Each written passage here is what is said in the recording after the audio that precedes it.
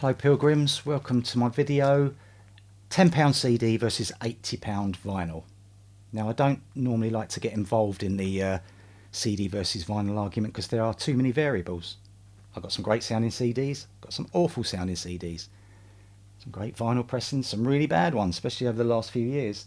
Don't really buy the expensive records. I bought some Mobile Fidelity pressings 10 or so years ago, and they weren't better than my original pressings, so what's the point of paying £50–60 for that? So, and especially now, of course, with Mobile Fidelity and what they've been up to. So I always wanted to buy an Analogue Productions pressing because they get so many good reviews. And I'm always suspicious when people say something's great because sometimes that doesn't work out. But I decided to go for it, so I bought two. Dusty in Memphis and the Doors LA Woman. Now, I haven't got mega expensive equipment. I've got average equipment.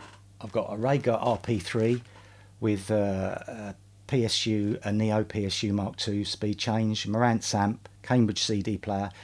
And I'm using these LTAX monitors. Now, they're not expensive speakers. I've got some massive expensive Mission speakers in there, but in this small room they sound great and they're very natural. And I also listen in headphones as well a lot to these.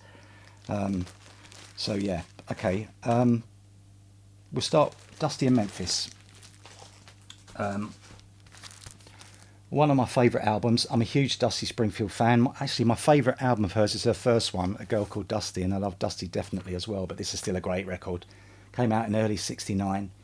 Didn't sell really, so it wasn't a big selling record, but it's become her most well-known album.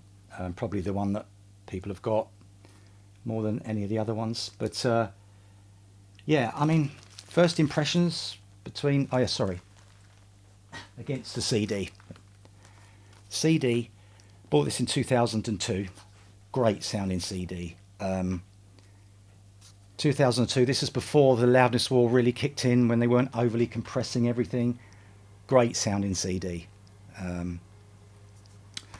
But first impressions, listening to the two, swapping between the two, not much difference, you know. No, not really. Maybe the backing vocals felt as though they were in a space in the recording in the studio rather than just being on the recording as on the CD. But I'm really listening for that, you know. And when you're doing that, there's not a lot of point to it. But when I turned it up loud, the CD sounded a bit shrill, whereas the vinyl didn't. And on the vinyl, when I turned it up loud, the bass, it didn't get bigger or loud, it just became more present. But a caveat to that is, you know, I'm 60 years old. I don't know what my hearing's like. I think I've done another video before about sometimes listening to CDs when I'm playing loud. For me, I struggle with the digital recordings. When I'm playing vinyl, I don't have any problems. So, you know, like I said, when I play the vinyl loud, it still sounds loud and good. But when I turn the CD up loud, it becomes a bit shrill. So overall... Oh, and also, these are pressed 45 RPM, double vinyl. So it's a 34-minute album. So you're getting up, you know, 3 times instead of once in the middle. And it does break it up. It's not that cohesive listening experience. Yeah, so overall, I've got to say that's a draw, that. I'm glad I've got it, but I'm going to put that down as a draw. Doors. Again, double album. 45 RPM. Let me just...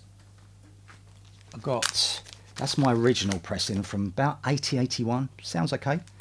This is a Rhino RTI pressing from the 2000s. Great sounding record. Great sounding record. But the CD is fantastic. Again, 99, before they started ruining it with compression. And it says here, remastered from the original 2-track masters by Bruce Botnick and Bernie Grunman at Bernie Grunman Mastering in August 1999. So Bernie Grunman, someone who knows what they're doing. Great, great sounding CD. But this record, as soon as I put it on, it is an incredible sounding record. It's just so present and earthy. It's difficult to really put it into words. I mean, everything sounds more... The CD's great.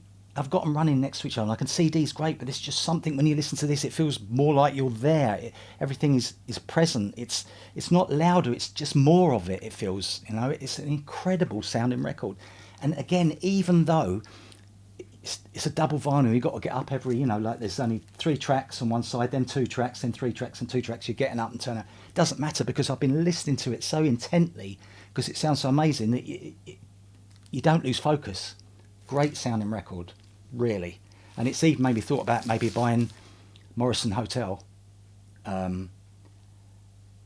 All of these Doors albums been remastered from the master tapes, apart from the first album. I think it was from a copy of the master. I don't know whether they lost it. I know they've recently done it again, haven't they? Rhino done it again, an all analog cut, but they're not 45, I don't think, or double albums. But great sounding record. And what I would say, if somebody says a vinyl will never sound as good as a CD, well, play on that. Really incredible sounding record. So overall, a draw on the Dusty and a win for the Doors. So overall, a win for vinyl. Thanks for watching. If you've got any of these, I'd really like to know what you think about them. Let us know in the comments, and well, I'll see you next time.